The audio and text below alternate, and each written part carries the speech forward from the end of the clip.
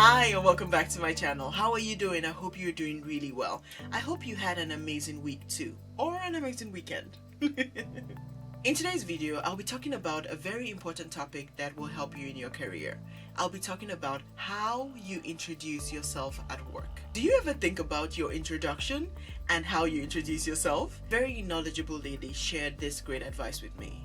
She told me it is very important for you to own your story and think about ways you want to introduce yourself to people and also reintroduce yourself to people. Especially if you're in a new company or in a new team, or you're meeting new people or you're meeting new clients, they don't know you. They might have heard of the work that you do, but they don't know it from the point of view that you want them to know about it. And I started thinking about my introduction very differently. I'm not talking about the fact that you say, hello, my name is, yeah, you do all of that and that's perfect. I'm talking about the extra information that you might want to share with people because it matters. Let's talk about some areas where introductions are important. Generally, when you go for a job interview, they ask you a series of questions to get to know you. Imagine if you had a great introduction that answered a lot of the questions that they have for you. Typically, they're great interview questions that people ask you to get to know more about you, more about your background, and more about the things that you're passionate about. And if your introduction is already solid, the follow-up questions will be better. They'll be able to dig deeper instead of asking you surface questions. Another time when it's important to introduce yourself is when you meet new people at work.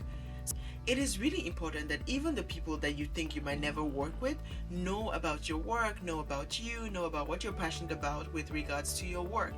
You never know who you work with in the future. You never know what conversations people might be having. And by introducing yourself to them, you're actually giving them more information about you. And they might think about you when a new project comes up, or when somebody asks, do you know anybody that does this? They'll be like, oh yeah, I met Marie-Christin in the hallway the other day and she told me about what she does, and she also asked me about what I did as well. The next opportunity that I'll encourage you to think about is, even with people on your team, it is still important that you introduce yourself to them and that you share information about what you're very good at, the skills you have, the projects that you've worked on, some of your wins and accomplishments. It is important to talk about your work and share about yourself with your teammates as well. Let me share a little bit about my story and how the advice that I got really helped me. I was new to a company and I had met a few people and we're working together, but I didn't feel like they knew me properly. I didn't feel like they knew my professional history enough.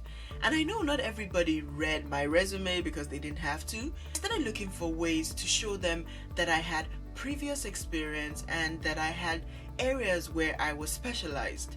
It really helped me because when I started talking about the projects that I wanted to work on, people knew that it was tied to something that I had worked on in the past, and they gave me more trust, for example, on new tasks or on new projects. If I had not taken the opportunity to introduce myself properly to my coworkers and to my teams and extended teams, they would not have known about this. And I would have been thinking the whole time, why don't they give me projects? Why are they not calling me to work on this? I've done this before.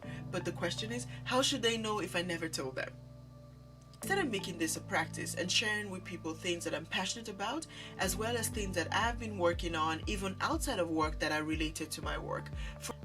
For example, when I went up for a new role, I knew that the work that I had been doing in my blog and in my groups and different things that I have been doing outside work were relevant to that role, and I made sure that I made people aware of the fact that yes, I'm very passionate about this topic, and I also invest a lot of my personal time in ensuring that I progress and I learn more about this topic as well. I hope my story helps you see the need to introduce yourself properly at work.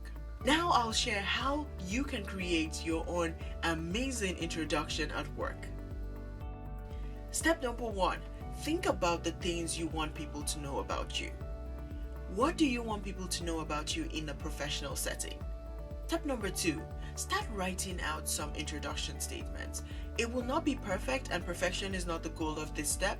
It is for you to start thinking about how you want to introduce yourself. Step number 3, practice your introduction. Share your introduction with people that know you really well, and also maybe if you're bold, test it on other people and see what their reaction is.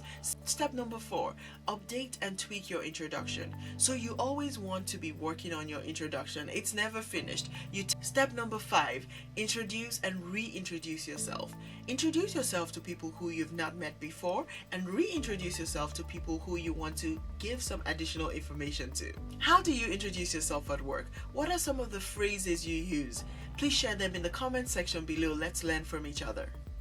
Thank you so much for watching this video. But before you go, please don't forget to like this video, subscribe to my channel, and add your thoughts and comments in the comment section below. See you in my next video. Bye!